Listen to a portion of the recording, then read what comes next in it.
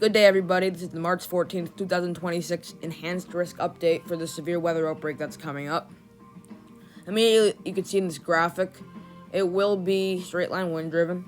But then again, in some of those supercells that could form to the south of the line, you could get a little tornado risk.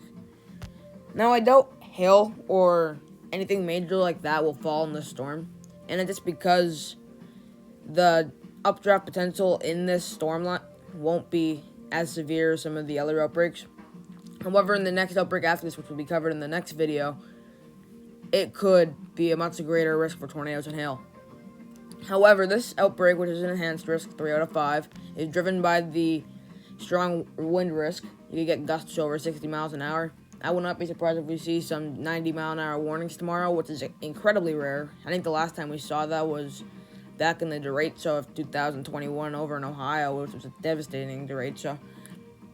Regardless, it's going to be striking the Peoria, Mayfield, all the way down to the Memphis area. Even all the way up to Columbus and Fort Wayne could be getting hit by this QLCS pretty bad. Now, what is a QLCS? That's a quasi-linear convective system, which some people also just call a squall line, or if it goes very long, like it covers 200 miles, and it brings severe wind for that amount of distance, it could actually be called a derecho. And derechos are very devastating. And that's where I was going back to the Iowa derecho of 2021 that lasted 13 and a half hours, I believe. It was a terrible tornado. It brought terrible tornadoes, but it was a terrible straight line wind event. And I know a lot of people in that area do remember it. Down into New Orleans, you're in this area, Birmingham, all the way up into the Smoky Mountains could be getting impacted by the storm. Even if you're in Kansas City, you're not highlighted in this area, but I do believe you could be getting some small hail or gusty winds tomorrow morning, although it will be around 5 o'clock in the morning. It'll be quite early. Alright, moving into the graphic. This displays around 12 p.m. tomorrow.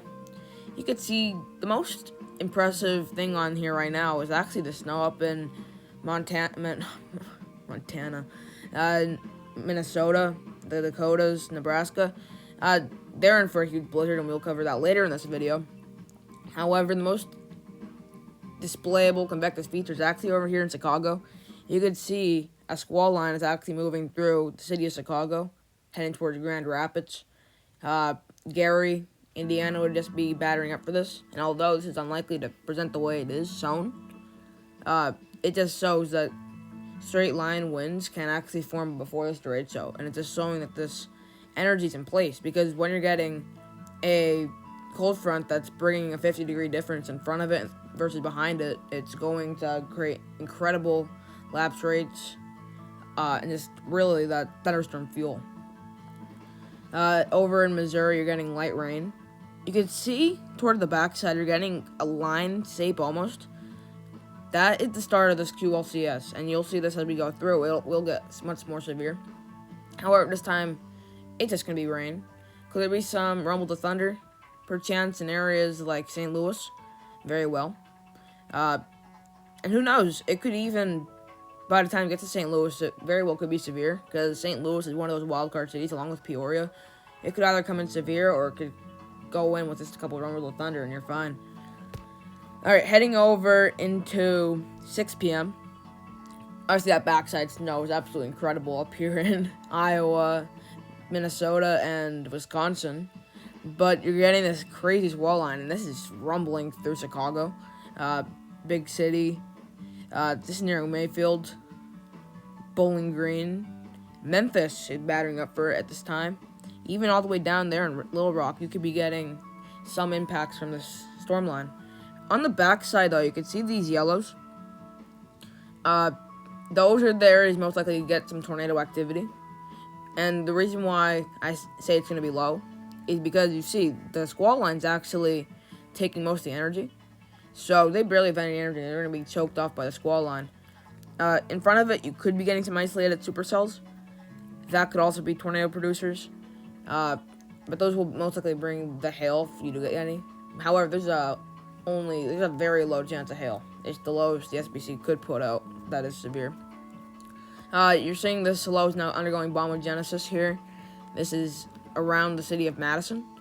Green Bay is another city. It's going to be bombogenesis over you, so you could be getting migraine headaches. So that's not a good thing at all. Migraines are painful, and just a heads up, you could be getting some migraines. But you could also see there's that slight marginal risk. I think it was possibly slight also here over in the Carolinas. You're getting a little storm line over there. That could actually be bringing the most likely chance of tornadoes this entire outbreak, which is kind of surprising. Alright, moving throughout the day. Now we're at midnight. As this is midnight on Monday, you're getting very heavy snow on the backside. This is now going through Fort Wayne, Indianapolis, and Eric's going to be getting like an hour, maybe 2 hours of just insanely heavy snow behind the squall line. Very, very bad situation. It could thicken up the roads. However, I very doubt it will stick. It's just going to melt and just flood more. That some of these lines could already flood, because this storm's going to be putting out maybe about 2 inches of rain an hour in some of the strongest storms. The squall line at this point is dying. It would be nearing Toledo and Detroit by now. It's also going through the city of Louisville, Nashville. Nashville could still be getting some severe impacts, but at this time, you could be getting some severe thunderstorm warnings, even as far north as Louisville, for example. But if you're going to get anything, it's going to be down in the south. You're getting some showers out east in like West Virginia, Pennsylvania, Virginia, just remnants of that little outbreak that's going to occur in the Carolinas. That's not going to bring anything. Maybe just a couple showers. Very light rain. I doubt it's even going to be more than a drizzle in some areas. But the main concern at this point would be the heavy rain here up in Michigan. You're getting these yellows, that's signifying heavy rain, and that's going to last for a few hours overnight. So if you're in Michigan, especially in western Michigan, I'd definitely be preparing for some of this rain turning into snow. That could really slicken up roads and start some flooding, because it's going to melt for the first 4 or 5 hours, just because of the temperature difference, so no snow sticking. Alright, heading north, you can see the snowfall totals. You're getting upward of 30 inches, anywhere from Minneapolis. Now, I doubt Minneapolis is getting 30 inches. This is just this one model putting out. I'd say Minneapolis probably more like a foot to 2 feet of snow. However, anywhere from Minneapolis all the way over to the UP of Michigan could be seeing isolated areas of 3 feet of snow. So that's a terrible thing. Stay off roads if you're here in northern Wisconsin, southern Minnesota, and I get even in Canada, like, there's not many highways up there, and I know those that do live up there aren't really prone to being that impacted by winter storms. Although they get hit very bad every single year, they just get used to this, but this is one of the storms where you have to start preparing, because this is not like the other winter storms you get. I get people become tone deaf to winter storms, or really any, say, example, Florida. They get hit by hurricanes all the time. So when they get under a hurricane, one just don't care, and that's how people get hurt and die. Same situation here in Canada. You get snow all the time. You're going to become tone deaf to it, and then when the big one does come, you're just not going to be prepared. You need to prepare. I know a lot of people have been calling this out. Wisconsin, you need to prepare. The UP of Michigan, you got to prepare now. I'd even go as far to say the northern part of Michigan, prepare now. It's going to be bad up there. It's going to be snow and heavy. You're getting snowfall rates up to 3 inches an hour. It's going to be messy. Luckily for you, northern Minnesota, you should not be getting anything too crazy. Maybe a dusting of snow. But when you're going in the southern parts of the state, you're going to get much more. Northern Iowa, I don't think you're getting as much as this model puts out. I think you might be getting 1 to 3 inches. This is because the temperature difference is going to melt a lot of the snow. So heading over to the SPC 2-day snowfall outlook, this is for tomorrow. And even the snow starting today. So a lot of this western section is not even going to be there, because you're going to get your snow today. I say for Minnesota, you're getting 5 to 8 inches today. Iowa, 1 to 3. But this is really for the big part of the snowfall. You're getting high risks of over 1 foot of snow for parts of Michigan, the entire UP of Michigan, Green Bay, Madison, and then up into this bridge, like the bridge between Thunder Bay and Toronto, Ottawa. A lot of people traveling on that highway. You're gonna not be able to travel on that highway. I'm sorry. You're gonna be getting incredible snowfall rates.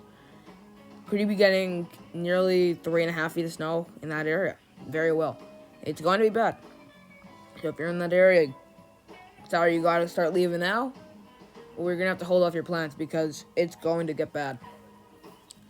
Luckily, though, at this point, I don't believe it's going to get any further south than Grand Rapids for snow. It could get as far south as Grand Rapids. I don't think it's any more south.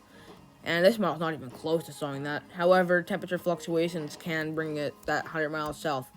So, even if you're not highlighted in this area, definitely prepare on some sort of impacts because this is going to be a bomb cyclone. It's going to be a blizzard, so precautions need to be taken now. Heading into our final graphic, it just displays this absolute bomb of a cyclone here. This is 12 p.m. tomorrow. You could just see anywhere all the way from Montreal into Sioux Falls is just getting absolutely clobbered by snow. At this point, it's not moving into Michigan, but it's about to. But really, Minneapolis, Green Bay, it's showing some ice for you. However, I think it's going to turn over to snow quite quickly. And the entire UP is just getting absolutely snowed on. I could see in like the most northwestern part of Michigan you're actually getting some snowfall rates. This model's putting up 5 inches an hour. Now, I doubt that's going to happen. That's extraordinarily rare, but it could. In some of these squalls inside of the winter storm, you could easily be getting snowfall rates pumped out of that margin. And that's all I got for you today. I will cover the enhanced risk outbreak for Monday in the East Coast.